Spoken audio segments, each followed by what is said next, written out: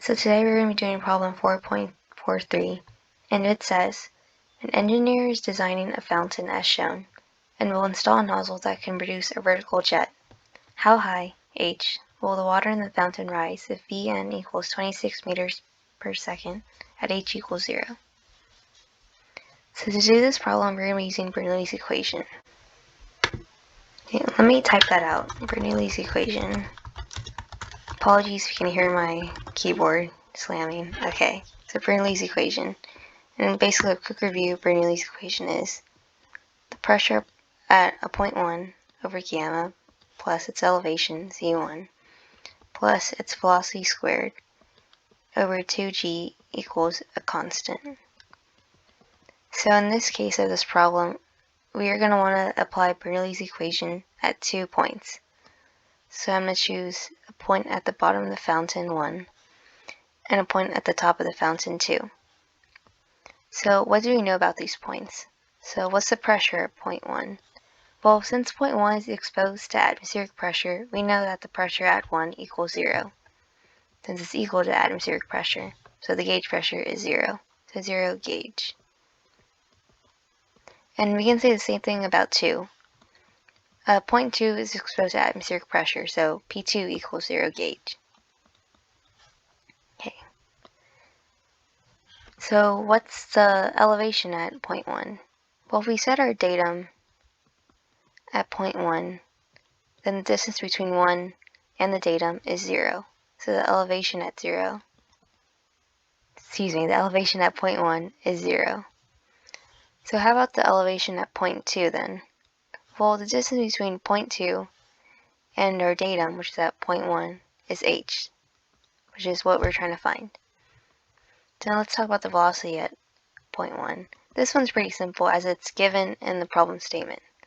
Since we set our point at Vn, our point 1's velocity is also equal to Vn. So V1 equals Vn, which equals 26 meters per second. Again, it's given in the problem statement. So how about V2? So since point 2 is very far away from the source of our initial velocity, we can say V2 equals 0 meters per second. So that's simply all the information we need to solve this problem. So we're going to set Bernoulli's equation between the 2 points. So P1 over gamma plus Z1 plus V1 squared over 2G equals P2 over gamma plus Z2 plus V2 squared over 2G. Now let's simplify some of these terms. So we know both P1 and P2 are 0, so we can cancel out those two. We know Z1 equals 0, so we can cancel out that. We know V1 equals Vn, which equals 26 meters per second. So let's make a little note about that, 26 meters per second.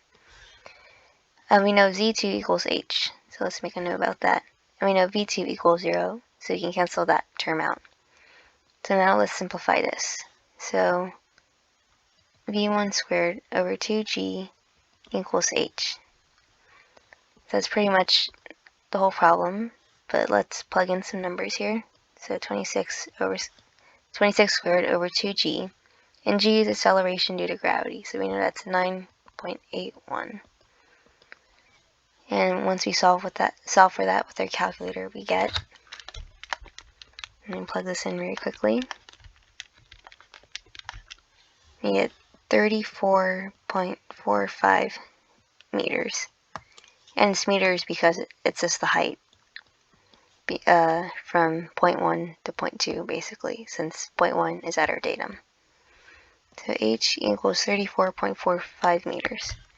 And that's pretty much it. Okay, thank you for watching this video.